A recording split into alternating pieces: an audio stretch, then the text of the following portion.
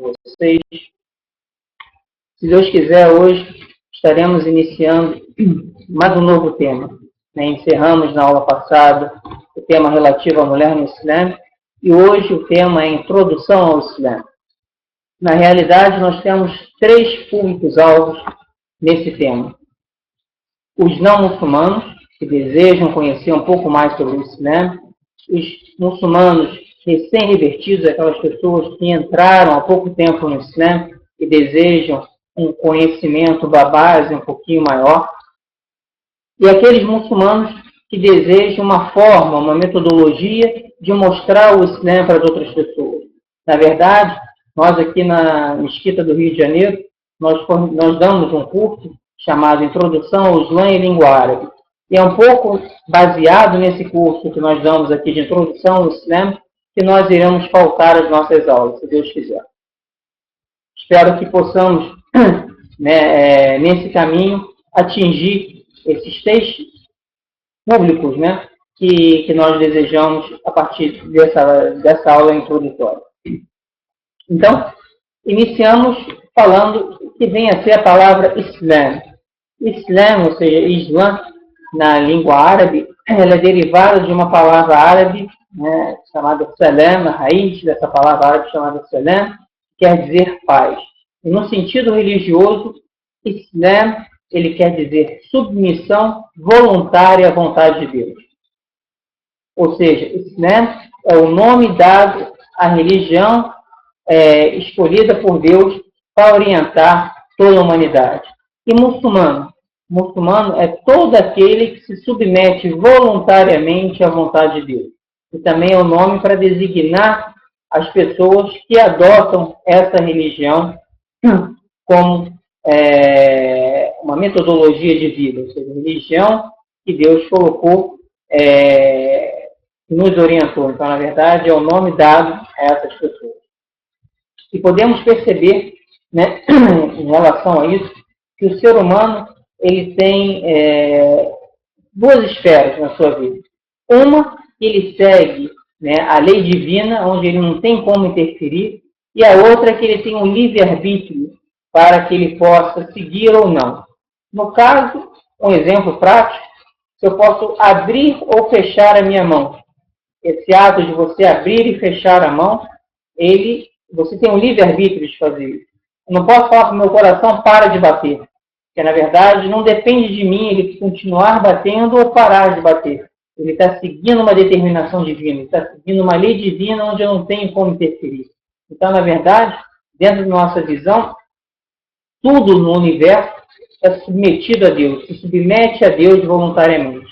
Enquanto que o ser humano, Deus deu a ele o livre-arbítrio para que ele possa se submeter voluntariamente, ou seja, espontaneamente, a essa lei ou não. Sendo que determinadas partes do nosso corpo, como o coração, como eu citei como exemplo, ele segue essa submissão, queiramos ou não. Então, uma esfera da nossa vida, nós temos a opção de seguir ou não. E na outra, ela segue a determinação de Deus, onde nós não temos, na verdade, como interferir. Então, isso é um ponto realmente que devemos analisar. Um outro detalhe relativo à questão da denominação Islã é que o nome Islã ele não se derivou de nenhuma pessoa, como nós vemos em outras denominações. Por exemplo, Zoroastrismo foi derivado de Zoroastro, Confucionismo de Confúcio, Budismo de Buda e assim sucessivamente. Nós também não temos que a derivação se deu através do nome de uma tribo, como, por exemplo, o judaísmo, a tribo de Judá, ou de uma comunidade, como o hinduísmo. Então, na verdade, o nome Islã, ele não carrega nenhuma relação com nenhuma pessoa, com nenhuma comunidade. Ou seja, é um nome universal, no sentido de daquele que se submete à vontade de Deus. Então, ele não está ligado a nenhuma pessoa, a nenhum grupo. Então, na verdade, é a religião universal que Deus colocou para que pudesse guiar toda a humanidade. E esse nome, como eu falei, ele está mencionado no Alcorão. Então, essa designação Islã e muçulmano, ele veio expressa no Alcorão. Eu vou citar aqui para vocês, na Surata 5, versículo 3, diz Deus Altíssimo o seguinte: hoje tenho aperfeiçoado a religião para vós, tenho-vos agraciado generosamente e aponto o Islã por religião. Então, ele mencionou o nome da religião.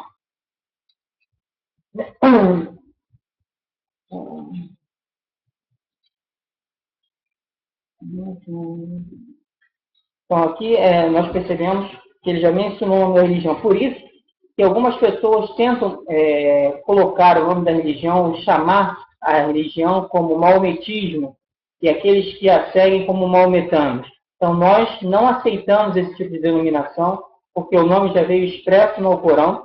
E quando você chama a nossa religião de maometismo, você está, na verdade, para aquelas pessoas que desconhecem o Islã, elas imaginam o quê? Que, na verdade, o maometismo se derivou de Maomé, que, na verdade, é uma corruptela, né, que é utilizada aqui para designar o nome do profeta Muhammad, que a bênção e a paz de Deus seja sobre ele. E as pessoas podem imaginar que, na verdade, então, a origem dessa religião foi através de uma pessoa. Foi uma pessoa que formulou essa religião. Ou quando chamam os muçulmanos de maometanos, na verdade, as pessoas podem imaginar que nós tomamos Muhammad como uma divindade, ou que o adoramos, ou que ele tem algum poder divino. Isso também não corresponde à verdade. Então, é o tipo de denominação que nós não compartilhamos e não adotamos. Então, o nome da religião é o Islã e quem a segue é muçulmano. Um outro detalhe, já que a gente está falando em relação ao profeta Muhammad, vamos corrigir a questão da denominação. Nós também não concordamos com a denominação de Maomé. O nome do profeta é Muhammad. E existe uma regra em tradução que nome não se traduz.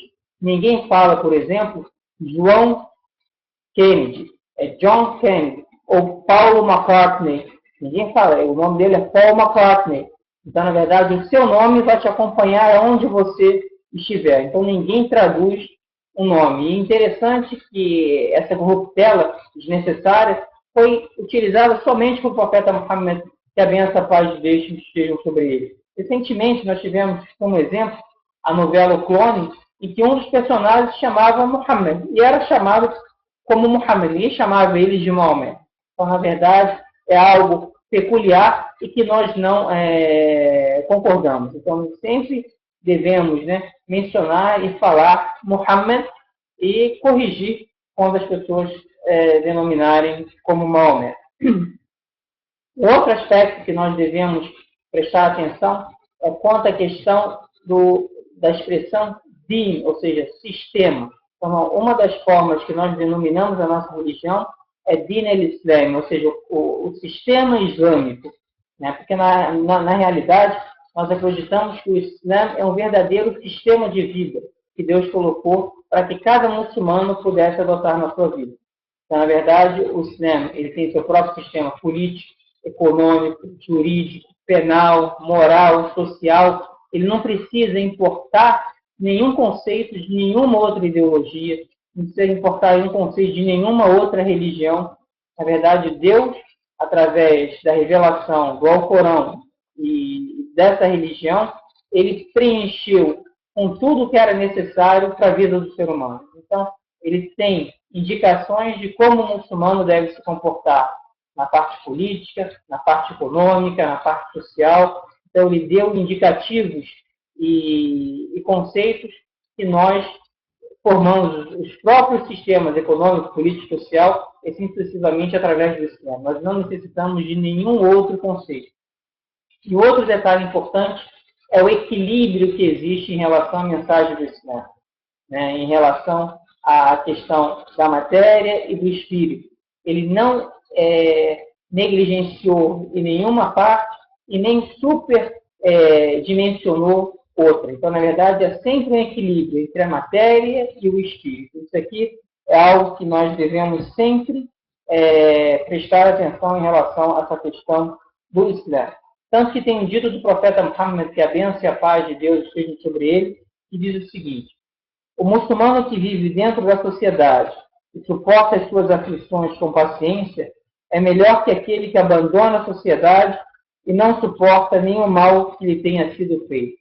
Ou seja, dentro da nossa visão, o muçulmano ele é melhor quando ele está inserido dentro da sociedade, com as tentações, com todas as atribuições e dificuldades que existem no dia a dia, ele consegue reverter essas situações, driblar essas situações e ser coerente com a mensagem do Islã. Na verdade, aquilo é um empenho constante. Tá? Na verdade, ele tem uma recompensa maior do que se ele simplesmente se isolasse da sociedade, se afastasse de qualquer tipo de tentação ou de problema para se dedicar a Deus. Então, a dedicação a Deus é justamente ser inserido dentro dessa sociedade, passando por todas as dificuldades que são inerentes à nossa vida e, com isso tudo, se mantendo dentro da senda reta ou do caminho que Deus colocou como aquele apropriado para que o ser humano seguisse e tivesse o êxito, tanto nessa vida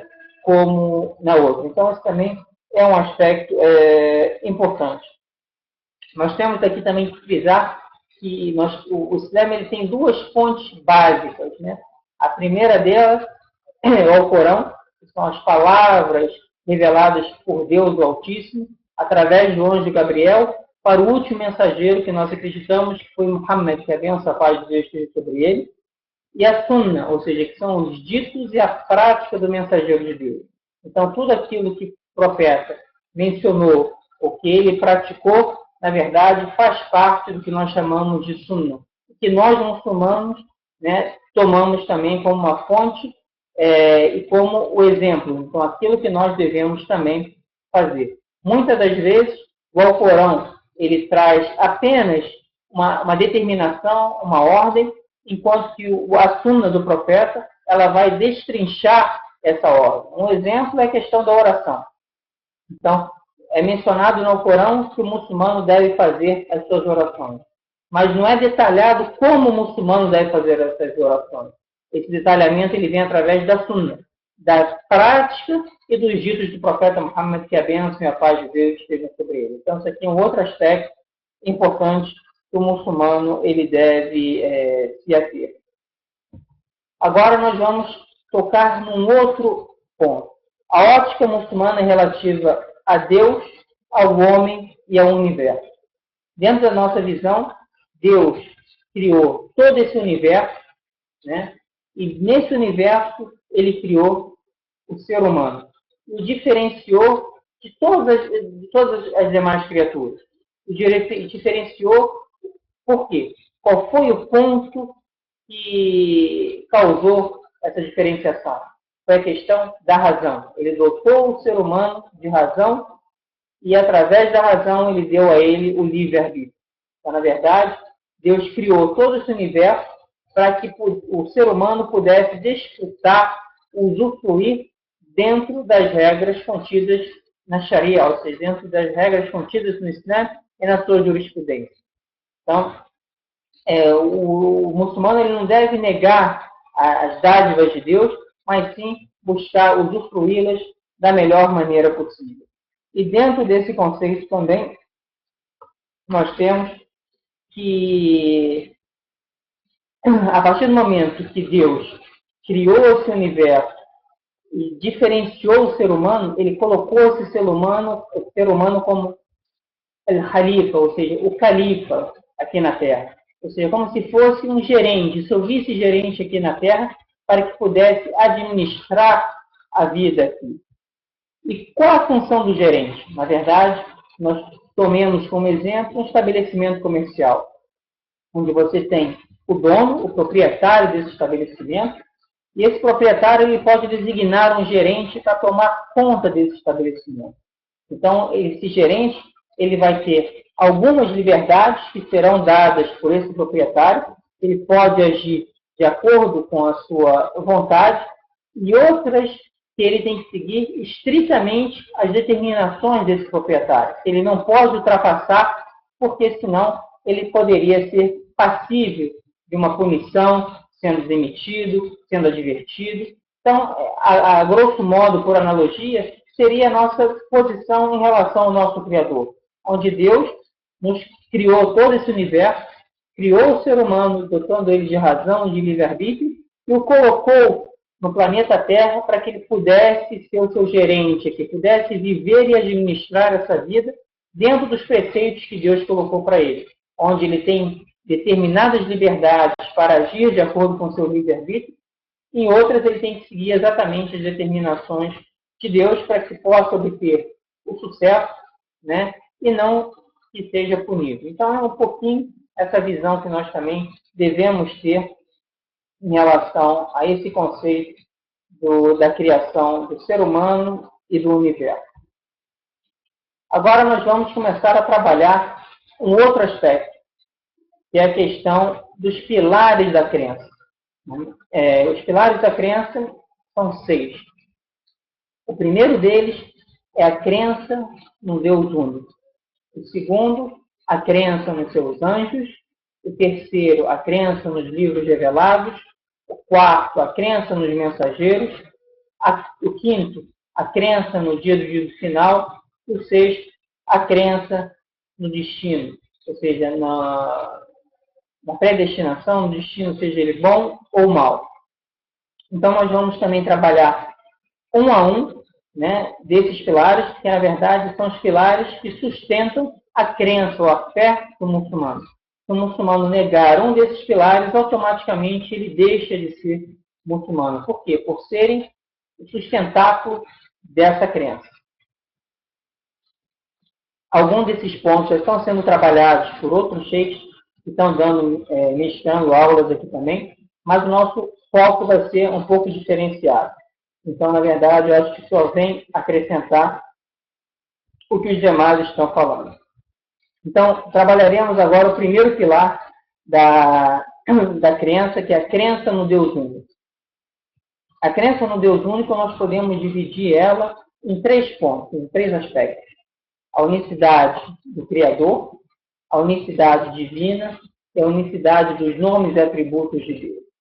O primeiro, que é a unicidade do Criador, ele diz o quê? É a crença do muçulmano que Deus é o único Criador de todo esse universo.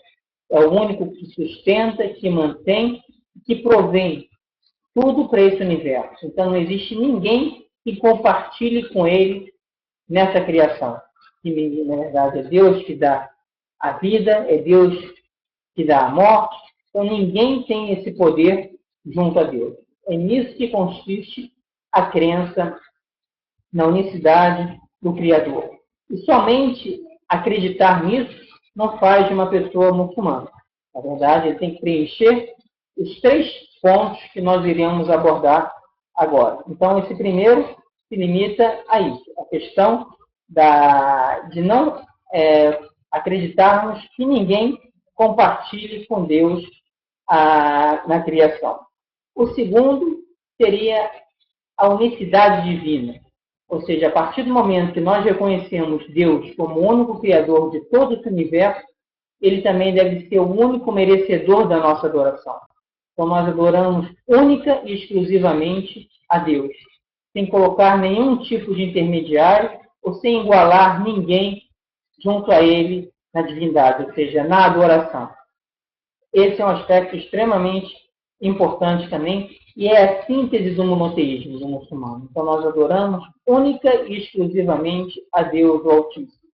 E aqui seria a grande diferença que existe entre muçulmanos, entre a crença islâmica e a crença cristã, onde, dentro da nossa visão, Jesus foi um grande profeta e mensageiro de Deus. Nós não compartilhamos da ideia ou da visão que ele tenha sido um filho de Deus ou que ele faz parte da divindade, ou seja, que ele é o próprio Deus. Esse é o aspecto, né, de maior diferença, digamos assim, entre o Islã e a crença cristã, onde se adota Jesus como uma divindade, enquanto nós colocamos Jesus como um grande mensageiro de Deus, como foi Abraão, Moisés, Noé, dentre tantos outros, que a bênção e a paz de Deus sejam com todos eles. Então, esse é um aspecto também importante que nós devemos frisar. Agora, dentro desse tópico ainda, em relação à questão da unicidade divina, nós vamos trabalhar aquilo que anula essa unicidade. Ou seja, que nós chamamos de shirk, ou seja, o politeísmo. É o contrário do monoteísmo. A unicidade de Deus seria shirk, ou seja, o politeísmo. Então, o que vem a ser o politeísmo dentro da visão islâmica? É igualar algo ou alguém a Deus no que é de direito único e exclusivo dele, em relação à pessoa ou conceito. Então, seria o oposto do monoteísmo. Quando eu tento igualar, né, dar a alguém uma característica que é exclusiva de Deus, eu estou igualando essa pessoa ou esse conceito a Deus. E nós temos dois tipos de politeísmo. Seria o politeísmo maior e o politeísmo menor. O politeísmo maior é o que faz com que a pessoa deixe de ser muçulmana, o que retira a pessoa do Islã. É um pecado gravíssimo. E o politeísmo menor é um pecado grande, mas que não faz com que a pessoa saia do Islã. Então, existe diferença entre esses dois aspectos. Então, o que vem a ser a definição de politeísmo maior?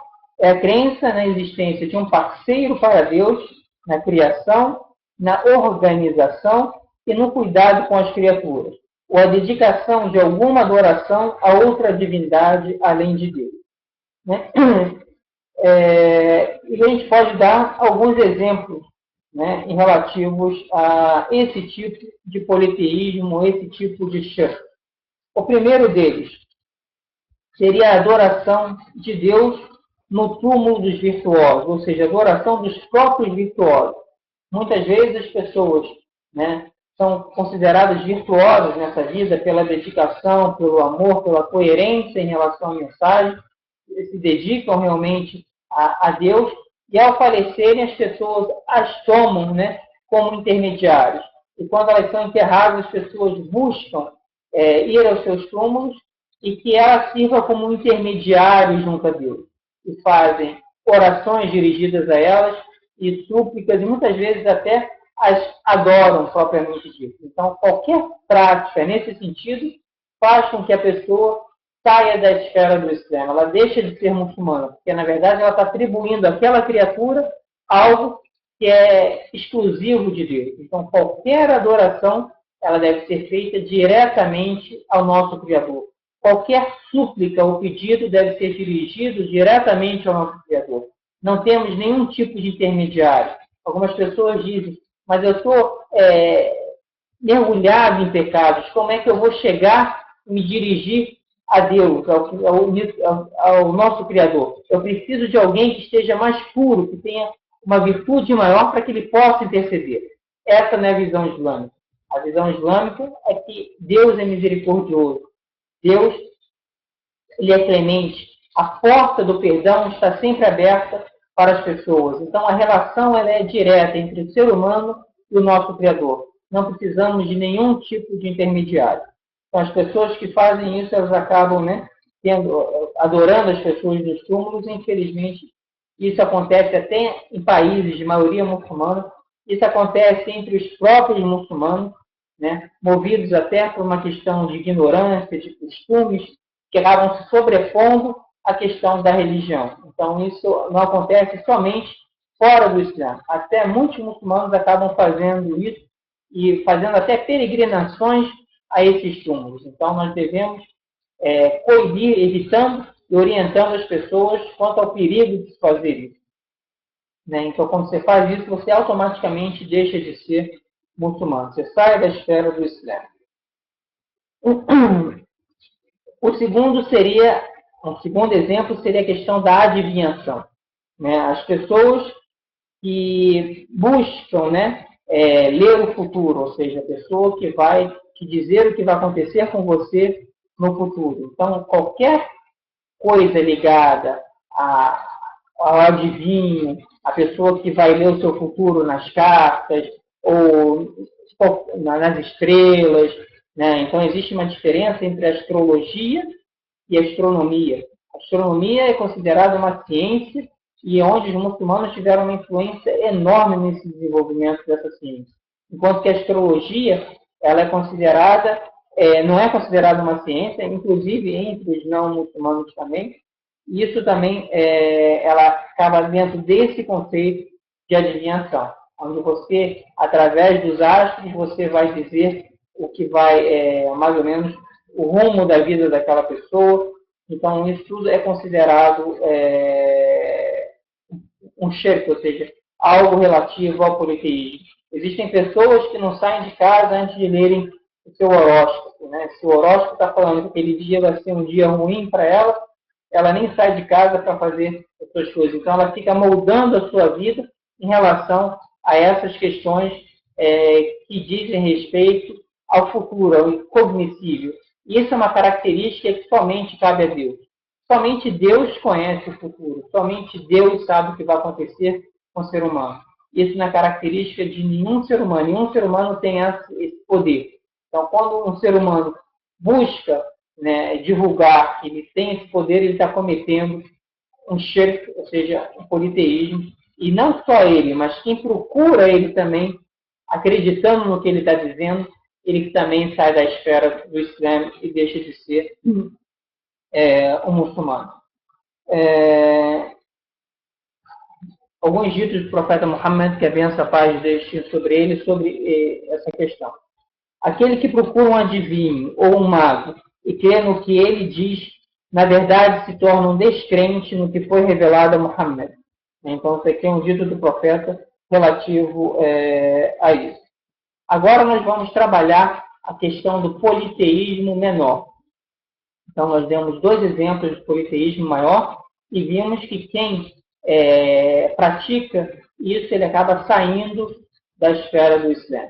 E caso ele pratique, saia do Islã e se arrependa, ele tem que, para que ele retorne, ele deve fazer novamente a shahada, ou seja, o testemunho de fé, se arrepender daquilo que fez, fazer uma nova shahada, o testemunho de fé, para que ele volte a se tornar um muçulmano. Agora, quanto ao politeísmo menor, a sua definição também é ligada, é um pecado, na verdade, que a pessoa faz, mas que não destrói todas as suas obras, no sentido de tirar ele do Islã. Vamos dar alguns exemplos de politeísmo menor. Jurar por alguém que não seja Deus. Nós temos um costume, um hábito muito forte dentro da nossa sociedade, as pessoas jurarem por outros que não sejam Deus. A pessoa comete alguma coisa e fala, eu juro pela minha mãe, eu juro pelo meu filho, eu juro pelo meu pai. Então, por que quando ele jura pela mãe, pelo pai, pelo filho? Ele está tentando, através desse juramento, mostrar que ele está jurando por aquilo que é mais amado para ele, por aquilo que ele tem o maior carinho e amor e dedicação. Então, quando ele jura pelo pai, quando ele jura pela mãe, quando ele jura pelo seu filho, é essa a ideia que ele está passando. Na verdade, o muçulmano só pode jurar por Deus. Porque, na verdade, o nosso maior amor, nosso maior carinho é em relação ao nosso Criador. Então, o muçulmano ele não pode jurar por ninguém que não seja Deus Altíssimo. Então, se ele jura por uma criatura de Deus, ele está cometendo uma forma de politeísmo menor. Ou seja, ele não sai da esfera do Islã, ele não deixa de ser muçulmano, mas ele está cometendo um pecado. Ele está dando um valor para uma criatura maior do que o Criador. Então, nós devemos também nos afastar disso. Tem um dito do profeta Muhammad, que a benção, a paz de Deus sobre ele, fala sobre isso. Aquele que jurar por alguém, além de Deus, comete pecado ou politeísmo. Então, resumindo isso. Em outro dito, não jurais por vossos pais, jurai apenas por Deus, e dizei a verdade. Se um contentador jurar por Deus, aceitai seu juramento. Aquele que não se convence com o juramento por Deus, não é do povo de Deus. Então, isso aqui é um outro dito a respeito disso. Agora, um outro exemplo. A questão de se utilizar amuletos. Então, muitas pessoas, elas utilizam o amuleto como um fator de sorte. Eu vou utilizar esse amuleto que ele vai me proteger. Então, ele coloca, na verdade, toda a questão da proteção em cima de objeto, em cima de um amuleto. Aquele amuleto que vai dar sorte para ele, aquele amuleto que vai proteger ele. Então, uma característica, uma atribuição que é de Deus, ele acabou colocando naquele amuleto de certa forma. Porque, na verdade, quem vai proteger o ser humano é o nosso Criador, é Deus, né? E não um objeto. Então, aqui nós temos as pessoas que também, né, acabam utilizando certos objetos como uma forma de proteção, para afastar o azar, né, o pé de coelho, o trevo, né, e outras coisas mais, justamente para servir como uma proteção. E não só em relação aos amuletos, como questão também da superstição. Então, o sistema ele fecha a porta para essa questão também. Então, existem pessoas que não passam embaixo de uma escada porque acham que se passar embaixo de uma escada vai acontecer algo de ruim, vai dar azar. Se ele vê um gato preto, sexta-feira 13, vai dar azar. Né? E várias outras superstições que acompanham as pessoas. As pessoas elas acabam ficando reféns desse tipo de situação.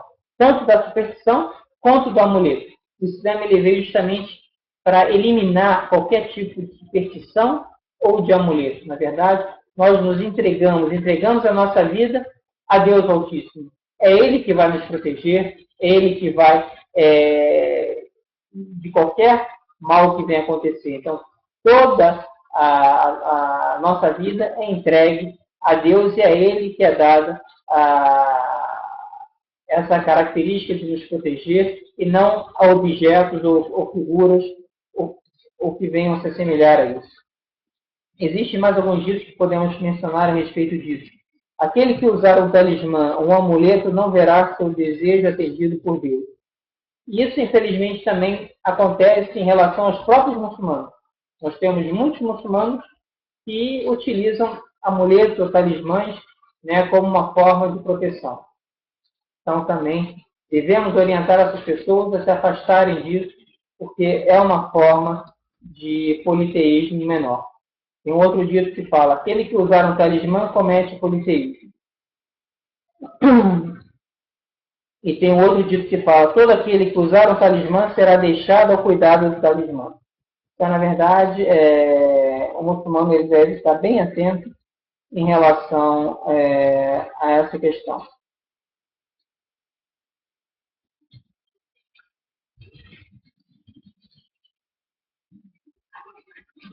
Agora nós vamos trabalhar o último conceito relativo à unicidade. Então, nós vimos o primeiro, que é a unicidade do Criador, ou seja, a unicidade da criação.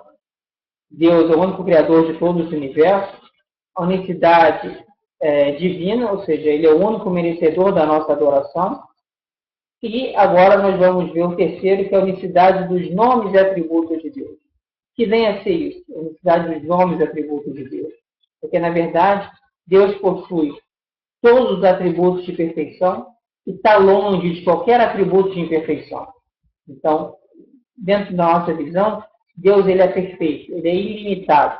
Então, ele não pode ter nenhum atributo de imperfeição, como dizer que Deus se cansou, que Deus tem fome, que Deus tem sede, que Deus dormiu, que tem sono, que se arrependeu. Isso tudo são atributos de imperfeição. Ou seja, e a partir do momento que nós temos Deus como perfeito, esses atributos não podem ser designados em relação ao nosso Criador.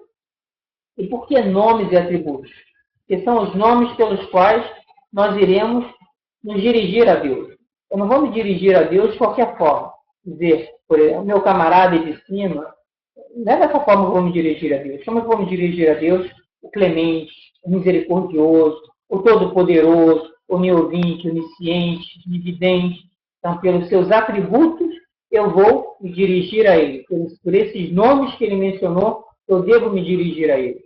Então, é dessa forma que o muçulmano deve se dirigir a Deus e aceitar todos os atributos de perfeição e negar qualquer atributo de imperfeição. O outro detalhe interessante aqui é que existe uma regra no Islã, e ela está na Surata 42, no versículo 11. Nada se assemelha a ele. Ele é oniovinte e onividente. Ou seja, tudo que você imaginar em relação a Deus, Deus é diferente. nós não temos a capacidade, perdão, de dimensionar Deus, de imaginar a Deus. A nossa razão, por mais que nós tentemos, nós nunca iremos conseguir. Porque isso não é uma característica que foi dada ao ser humano. A nossa razão ela é limitada. Nós não conseguimos ter a dimensão da grandeza de Deus. Então, em relação também a um conceito judaico-cristão, diz que o homem foi criado à imagem e à semelhança de Deus. Através desse tópico, desse ponto, nós negamos isso, porque, na verdade, nós não concordamos com esse tipo de colocação. E, na verdade, quando você coloca que o homem foi criado à imagem e à semelhança de Deus, é que ele se parece com Deus. E, dentro da nossa visão, Deus é diferente de tudo aquilo que você imaginava. Você não deve tentar perder tempo com isso, porque você não vai conseguir de algo que Deus colocou para a gente, que a gente não tem essa capacidade de dimensionar a Deus. Então, esse é um ponto também que nós devemos prestar atenção nesse sentido. Hoje, né, passaram 40 minutos, hoje eu vou me ater nesses pontos. Né, nós começamos a falar do primeiro pilar, demos uma pequena introdução, né, falamos do primeiro pilar. Um ponto que é importante, que eu acabei esquecendo de mencionar, quando nós começamos a falar dessa questão do primeiro pilar, questão da palavra Allah. Né? Muitas pessoas elas têm uma compreensão bem diferente do que é realmente. Muitas pessoas imaginam que Allah é um Deus específico dos muçulmanos. Né? Na verdade, Allah é o Deus criador de todo esse universo. Na verdade, Allah é a palavra em árabe que designa Deus. Qualquer pessoa que fale o idioma árabe, seja ele muçulmano, cristão, judeu, né, qualquer outro segmento religioso, ao querer falar Deus em árabe, ele vai falar a palavra Allah. Da mesma forma que em inglês vai ser God. Então não é um Deus específico dos muçulmanos, não é um Deus diferente. É Deus, só que em árabe, ou seja, a expressão em árabe para designar Deus. E por que os muçulmanos gostam de utilizar a palavra Allah? Porque, na verdade, a palavra Allah, na língua árabe, ela tem uma característica diferente de qualquer outro idioma. Enquanto que no português, você pode falar Deus, deusa, deuses, o que vai fazer a diferença? É o D maiúsculo ou o S no final. Na língua árabe, não. Ele não aceita gênero, número nem grau. Ou seja, quando nós falamos a palavra Allah, ele está designando um único Deus. Quando eu quero falar a palavra deusa, eu vou utilizar uma outra expressão. Quando eu quero falar a palavra deuses, eu vou utilizar uma outra expressão. Então, Allah é como se fosse o nome próprio de Deus, designando um Deus único. Quando você fala a palavra Allah, vem na mente um Deus único. Então, é uma característica que você não encontra em nenhum outro idioma. Por isso que os muçulmanos, eles, com frequência, eles buscam falar a palavra Allah, por ela ter essa característica que a distingue dos demais idiomas, digamos assim, existentes. Então, isso aqui também é um ponto importante que a gente deve estar mencionando. Então, acredito que por hoje, né, a gente pode parar por aqui, nesses pilares da crença. Como eu falei, o objetivo dessa aula é dar uma visão introdutória para aquelas pessoas que não são muçulmanos ou para aquelas pessoas que estão abraçando o Islã agora, recentemente. Então, nós procuramos dar, sem nos aprofundar muito nos temas, e justamente para aquelas pessoas que também desejam uma forma de mostrar o Islã para o não muçulmano. Então, aqui você vai seguindo uma metodologia e uma forma de mostrar. De repente, para o futuro, nós podemos também fazer um paralelo, que eu acho que é interessante, de mostrar como é a diferença da visão islâmica relativa à questão da unicidade de Deus e da visão cristã. Que, na verdade, ambos são monoteístas, né? Acreditam um Deus único, mas a forma de acreditarem nesse Deus único ela é diferente. cada um tem uma visão diferente. Então, nós também, para o futuro, se Deus quiser, podemos também trabalhar e mostrar como é que funciona a visão islâmica e como funciona a visão cristã relativa a esse tema, principalmente na questão relativa a Jesus. Mas hoje, se Deus quiser, nós vamos parar por aqui e eu abro para as perguntas, se Deus quiser.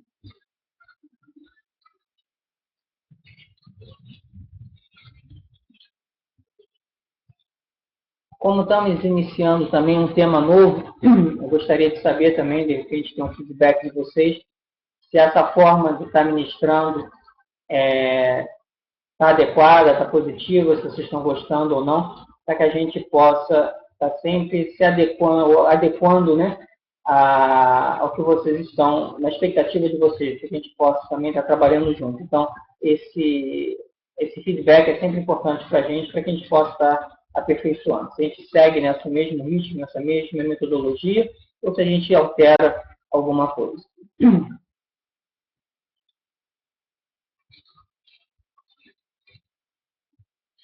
Tá. Sueli, é permitido fazer promessas para Deus? Sim, é permitido. Na verdade, você pode fazer uma tipo assim, ó, se acontecer algo comigo, eu vou fazer aquilo. Você pode estar fazendo promessas, sim, isso, né? Não há problema algum. Mas é lógico, dentro daquilo que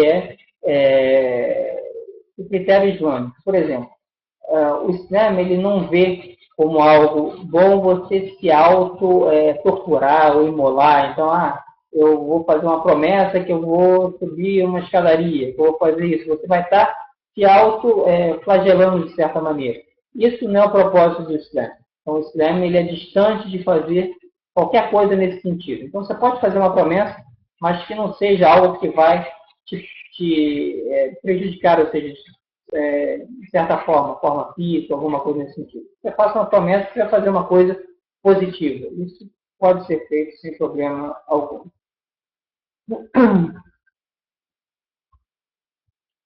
A pergunta, né? Mas isso não é uma barganha?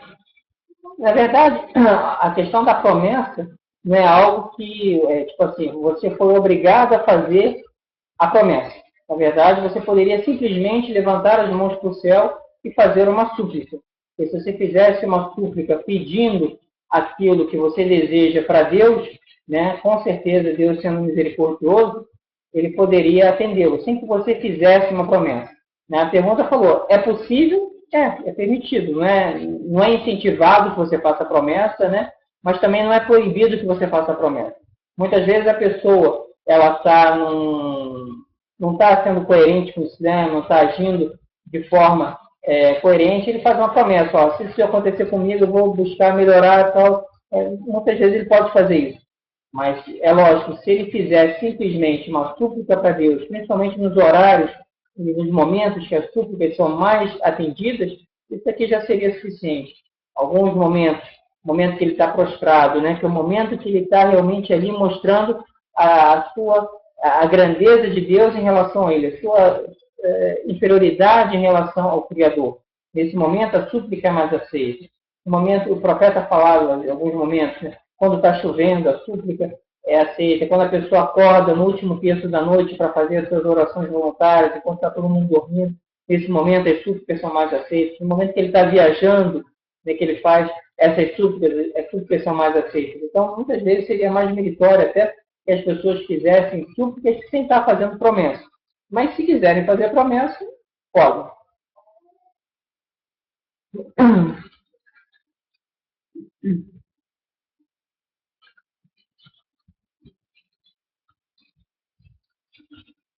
Alessandra, posso jejuar em agradecimento de uma graça? Isso existe? pode fazer. É uma adoração a Deus o jejum. Né? Então, se Deus concedeu uma dádiva, você quiser fazer uma boa ação, alimentar um necessitado, fazer uma caridade, né? Fazer orações voluntárias, fazer jejum, tudo aquilo que você fizer como uma forma de agradecimento, você pode fazer. Você está fazendo, na verdade, uma adoração a Deus. Né? Então, é permitido. Você está fazendo uma adoração a Deus e demonstrando que você está agradecido. Né? Na verdade, o maior agradecimento que nós podemos fazer ao nosso Criador é buscarmos ser coerentes com a mensagem do Senhor.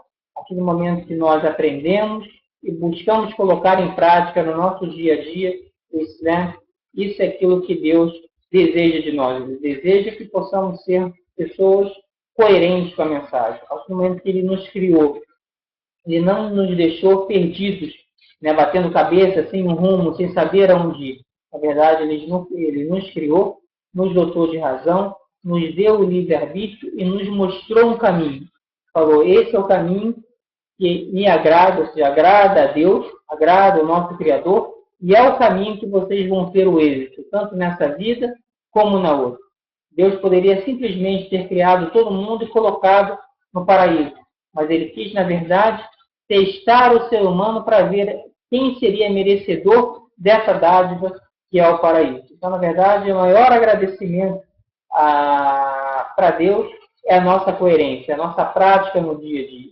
Em relação às promessas, por exemplo, se alguém quiser fazer, se isso acontecer para mim, eu vou ler o Alcorão todo. Então, coisas nesse sentido. Nada que venha penalizar o ser humano, porque isso não agrada a Deus e não é algo islâmico.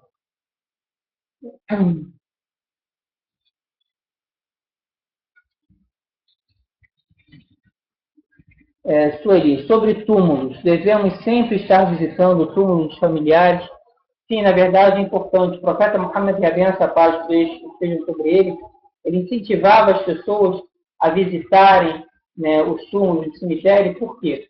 Porque isso também faz com que o ser humano se lembre da morte. Porque no dia a dia, na nossa vida corrida, nós acabamos esquecendo da questão da morte. Acabamos esquecendo que a morte é real, é um fato e que um dia vai nos alcançar. A tendência natural do ser humano é pensar que ela ainda está muito distante, ou que o ser humano ainda vai viver muito, porque a morte é algo que não vai alcançar ele tão cedo. Então, isso faz com que ele acabe negligenciando no seu dia a dia, na sua prática. Então, quando ele vai ao cemitério, né, ele é lembrado da morte. Ele está visitando um ente querido, uma pessoa que ele gostava e que partiu, na verdade, deixando saudade. Isso serve para que ele se recorde, para que ele comece a fazer uma autoavaliação da sua vida. Será que eu estou agindo de forma coerente? Será que eu estou agindo de forma que agrada ao nosso Criador? E isso é importante.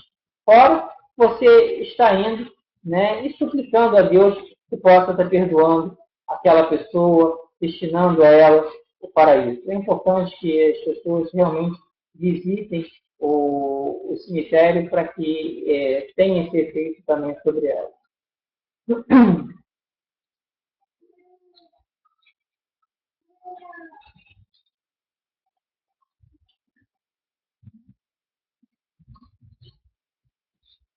Lorena, gostaria de saber qual o momento certo para se converter. Na verdade, Lorena, a partir do momento que você tiver a convicção que o Islã é uma religião revelada por Deus, não é fruto da mente ou da mão de um ser humano, né? Que você tiver essa convicção, já é o momento de você fazer a shahada, de você abraçar o Islã. E você não vai adotar o Islã de uma vez, toda ela de uma só vez. Na verdade, são passos a passos. É passo a passo. Cada vez que você aprende um ponto, você busca colocar esse ponto em prática. Então, quando você já tem a base da crença, os pilares da crença, que você acredita que, na verdade, são coerentes, que são revelações divinas, e a parte dos pilares da religião, né, que é a questão da prática, aí você já tem a base Então, que vai sustentar a sua crença e a sua religião. Se você tiver essa convicção, é o momento de estar fazendo a Shahada. Os outros são detalhes que vão estar agregando aos pouquinhos. Então, você vai aprender aos poucos. Na verdade, isso é um aprendizado contínuo. A vida toda, a pessoa não para de estudar, não para de aprender. E, na verdade, é a grande diferença em relação, porque, na verdade, você começa a saborear, a sentir o prazer do Islã somente através da prática. Quando você vê uma mensagem, ela é bonita, ela é coerente, mas fica só na questão da teoria, você não sente o prazer que ela te dá quando você começa a praticar essa religião. Então, é importante, quando você tiver essa consciência, que você faça a Shahada. E a Shahada, na verdade, ela é basicamente você pronunciar duas frases. Se aconselha que seja na presença de pelo menos duas pessoas que sejam muçulmanas, para que a comunidade possa saber que você se tornou mais um membro dessa grande família que é o Islã. E que consiste essas frases? Diz: preste testemunho que não há outra divindade merecedora da nossa adoração a não ser Deus único, ou seja, aqui nós estamos afirmando a questão da unicidade de Deus, do monoteísmo, que Deus é único, e preste testemunho que Muhammad é seu servo e mensageiro, ou seja, que nós aqui estamos confirmando que Muhammad foi o último mensageiro enviado por Deus para toda a humanidade, que nós aceitamos e acreditamos em tudo aquilo que ele passou para nós como sendo verdadeiro. A partir desse momento que você pronuncia essas duas frases, você se torna muçulmano, você faz parte dessa grande nação, e é o momento em que é aberto para você, né, um livro com páginas em branco, onde tudo aquilo que você fez no passado é apagado, e a partir desse momento você vai começar a preencher essas páginas em branco, como se Deus quiser, com boas ações. Você, a partir desse momento, for coerente, aquilo que você fez no passado pode voltar em termos de recompensa para você. Deus transforma aquilo em recompensa nesse seu livro. E caso você não seja coerente com a mensagem, a partir daquele momento, aquilo ainda continua como um pecado para você. Então, é como, na verdade, se estivesse nascendo de novo, uma oportunidade que Deus está dando para a pessoa que abraça o Islã. Então, quando a pessoa tem essa consciência, é importante que ela não postergue, que ela faça o mais rápido possível. E agora, ainda há pouco, nós estávamos falando da morte. Nós não sabemos o momento em que a morte nos alcançará. Se você morrer como muçulmano, é diferente de você morrer como um não muçulmano.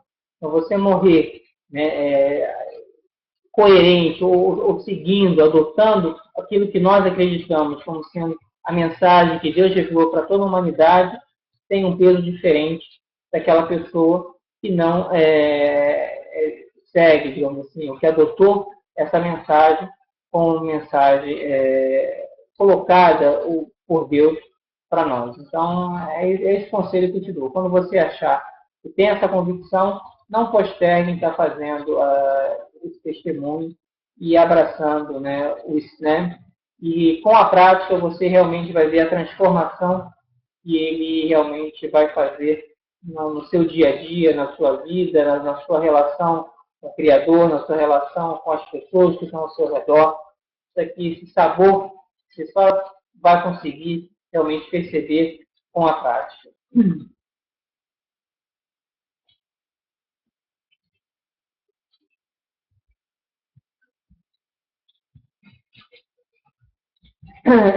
Diana Portela, como é o sistema político no Islã e se existe alguma democracia? Tá. Dentro dessa introdução ao Islã, eu esqueci até de falar no início, qual é a minha proposta em relação aos tópicos que vão ser abordados. Primeiramente, essa primeira pincelada que eu dei, essa pequena introdução, depois nós iremos trabalhar os pilares da crença, depois nós iremos trabalhar os pilares da religião, depois nós vamos começar a trabalhar o Islã como um sistema de vida. Então, aí eu vou abordar o sistema político, o sistema econômico, o sistema jurídico, o sistema penal, né, o sistema social. Então, eu vou tentar, através dessas aulas, abranger o Islã, dando uma pincelada geral em relação a um sistema de vida completo. Então, na verdade, esse é um assunto que a gente vai trabalhar mais na frente, na verdade, mas só para não deixar você sem nenhum tipo de resposta, né, a forma de democracia que existe hoje em dia era diferente do que acontece no Islã. Na verdade, a pessoa que é eleita para ser o califa, ou seja, o chefe de Estado, na verdade, ele vai estar implementando a lei divina, que já existe, das diretrizes que já existem. Isso não faz que a eleição de uma pessoa ele possa estar alterando essas leis existentes, né, através do Alcorão e da Sunna. Existem pontos, né, que você pode estar elaborando leis, são pontos que não foram expressos nem no Alcorão, nem na Sunna. É uma brecha, né, é uma flexibilidade que né, dá para assuntos novos que vão surgir. Mas isso, se Deus quiser, nós vamos detalhar quando estivermos falando dessa questão do sistema político no Islã.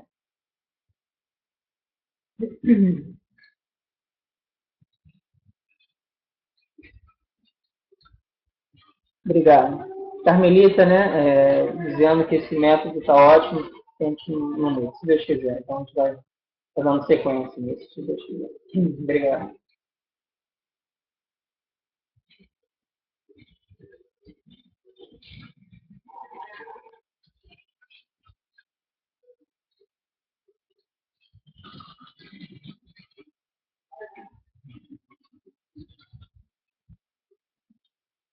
Sim.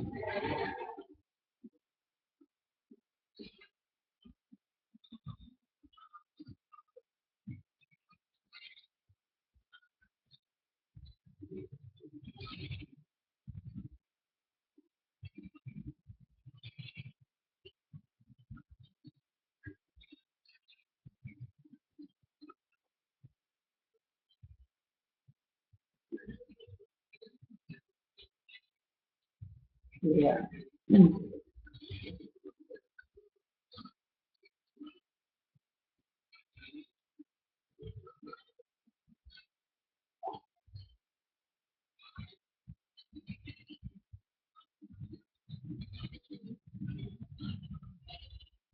Pelo visto, não tem mais nenhuma resposta. Tinha uma questão aqui.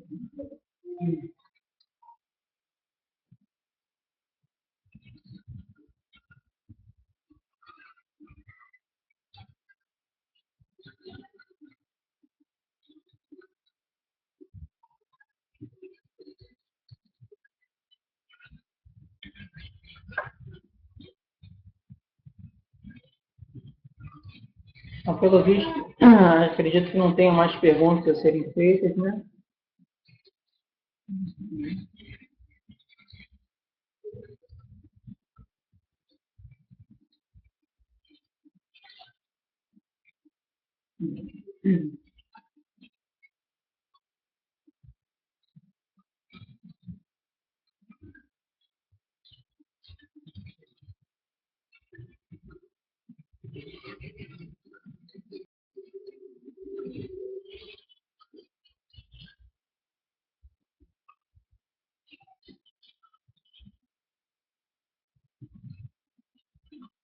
Salam aleikum. Obrigado por todos, pela presença, né? E que Deus recompense a todos, né, por estarem até esse horário buscando conhecimento.